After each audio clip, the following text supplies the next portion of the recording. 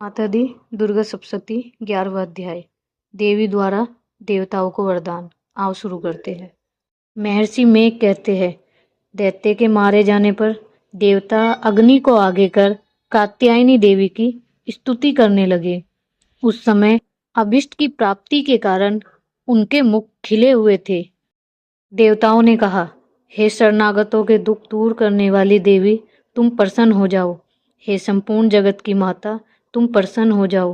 तुम विश्व की रक्षा करो, क्योंकि तुम इस चर और अचर की ईश्वरीय हो।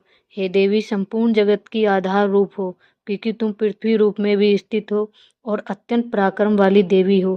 तुम विष्णु की शक्ति हो और विश्व की बीज परम माया हो।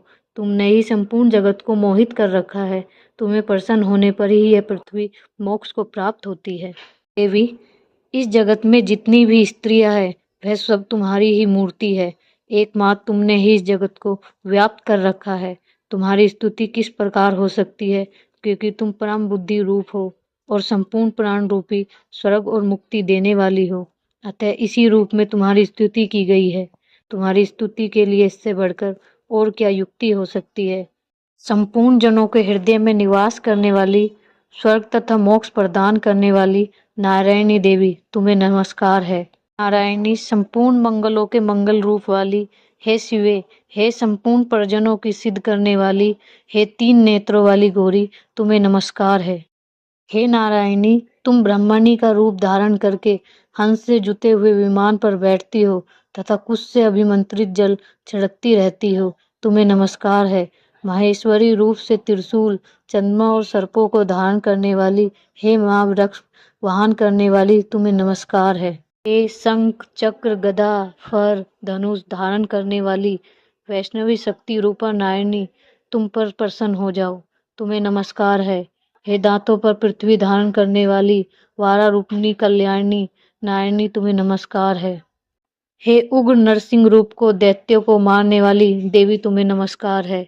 हे मस्तक पर विराजमान रहने वाली देवी, तुम्हें नमस्कार है। हे लक्ष्मी, लज्जा, महाविद्या, श्रद्धा, पुष्टि, ध्वजा, ध्रुवा, महारात्रि, महाविद्या नारायणी, तुमको नमस्कार है। हे मेघा, सरस्वती, ऐश्वर्या, तुमको नमस्कार है। हे पार्वती, महाकाली, तुमको नमस्कार है। हे सर्वेश्वरी, सर्वेशा, सर्वयुक्ता देवी, तुम्हें नमस्कार है। भय से हमारी रक्षा करने वाली कात्यायनी देवी, तुम्हें नमस्कार है। हे चंडिके, असुरों के रक्त और चर्बी से चर्चित जो आपकी तलवार है वह हमारा मंगलमय करे, हम तुम्हें नमस्कार करते हैं। हे देवी, जब तुम प्रसन्न होती हो तो संपूर्ण रोगों को नष्ट कर देती है और जो मनुष्य तुम्हारी शरण में आते हैं उन पर तुम कभी विपत्ति नहीं आने देती, बल्कि तुम्हारी शरण में आए गए मनुष्य दूसरों को आश्रय देने योग्य हो जाते हैं। तुम विश्व का पालन करने वाली विश्व रूपा हो, इसलिए संपूर्ण जगत को धारण करती हो। इसलिए ब्रह्मा, विष्णु, महेश भी तुम्हारी वंदना करते हैं। विश्व की पीड़ा हरने वाली देवी, शरण में पड़े हुए पर प्रसन्न हो जाओ। त्रिलोक निवासियों की पूजनीय परमेश्वरी, हम लोगों को वरदान दो। देवी ने कहा, हे देवताओं, मैं तुमको वर देने को तैयार हूँ। आपकी जैसी इच्छा हो वैसा वर मांगो, मैं तुमको दूंगी।